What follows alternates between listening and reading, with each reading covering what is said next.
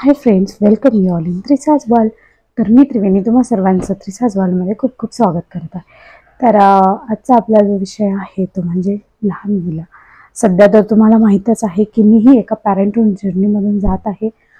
माझा जो मुलगा आहे तो 1.5 वर्षाचा आहे आणि त्याला सांभाळताना त्याच्याबरोबर ती पॅरेंटहूड जर्नी जेव्हा मी एक्सपिरियन्स करत आहे त्यावेळी खूप नवीन नवीन असे अनुभव येत आहेत. खूप काही गोष्टी शिकायला मिळत आहे, त्याच तुमच्यासोबत शेअर करत आहे. मला असं वाटलं की तुमच्यासोबत शेअर करावं, कारण मोस्टली लहान बाळ जेव्हा रडतात तेव्हा आपण थोडंसं पॅनिक होतो. काय होते नक्की याला हे आपल्याला समजत नाही. आणि जे माझ्यासोबत व्हायचं, मला समजायचं नाही की याला काय करू. नेहमी नेहमी मेडिसिन देणं आपल्याला कधी कधी योग्य नाही वाटत, कारण किती मेडिसिन आपण त्यांना देणार. तर त्यावेळी मी जे उपाय, जे एक्सपेरिमेंट त्याच्यावर केले आणि जे सक्सेसफुल झाले ते तुमच्यासोबत आज मी शेअर करत आहे. तर मोस्टली काय होतं की त्रिशला लहानपणापासूनच थोडा कॉन्स्टिपेशनचा त्रास व्हायचा, तर त्याला मोस्टली त्याचा स्टमक अपसेट असायचा.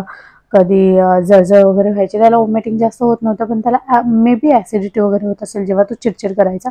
आणि स्टमक अपसेट असायचं, कधी त्याला पोटदुखी असायची. तर त्यावेळी मी स्टार्टिंगला जोपर्यंत तो 1 वर्षाचा होत नाही तोपर्यंत त्याला थोड्याफार प्रमाणात कोलिकेड वगैरे द्यायचे, किंवा कोलिमॅक्स हे मेडिसिन जे डॉक्टरांनी प्रिस्क्राईब केले होते ते मी त्याला द्यायचे. आणि त्यानंतर जसा तो 1 वर्षाचा झाला त्यानंतर मग हळूहळू जे आयुर्वेदिक गोष्टी आहेत त्या मी स्टार्ट केल्या. जसं की जिराटी. जिराटी त्याला मी द्यायला लागली, दिवसातून एकदा तरी द्यायला लागली. तेव्हापासून त्याचा कॉन्स्टिपेशनचा त्रास पूर्णपणे बरा झाला. आणि मे बी त्याला कधी ॲसिडिटी वगैरे होत असेल तोही राहिला नाही, म्हणजे वॉमिटिंग वगैरे त्याला होत नाही आता. आणि मोस्टली बऱ्याचदा असं व्हायचं की जेव्हा तो रडायचा तेव्हा मला समजायचं नाही की ह्याला काय होतंय, ह्याला ॲसिडिटी झाली असेल, की हा हट्ट करतोय, की चिडचिड का करतोय, की याचं पोट दुखत असेल, नाही समजायचं. आणि मोस्टली माझ्या मते बऱ्याच आई लोकांचा हा प्रॉब्लेम असेल की आपल्याला थोडंसं पॅनिक होतो आपण, आणि थोडंसं भीती पण वाटते की मेडिसिन देऊ की नको देऊ, कारण दुखते की नाही. मध्येच बाळ खेळतं, मध्येच ते रडतं, आणि मग थोडंसं आपणही कन्फ्यूज होतो की याचं नक्की दुखतंय का. आणि मग त्या कंडिशनला मी मोस्टली त्याला नेहमी जिराटी करून द्यायला लागले. आणि जस्ट बिलीव्ह मी, त्याचा एवढा फायदा झाला त्याला की त्याला आता अजिबात कॉन्स्टिपेशन होत नाही. आणि जास्ती त्याची चिडचिडही होत नाही जी त्याने होत असेल ॲसिडिटी वगैरे. हां, बाकी तर बाळं हट्टी असतात, ती रडतात, त्या गोष्टी नॉर्मल आहेत. पण ज्या गोष्टींसाठी तो रडायचा, चिडचिड करायचा, त्या गोष्टी आता मोस्टली होत नाही, ॲसिडिटी वगैरे. तर तो जिराटी कसा बनवायचा ते मी तुम्हाला सांगते. चला तर मग आता आपण जिराटी बनवूया. यासाठी मी घेत आहे 1 कप पाणी.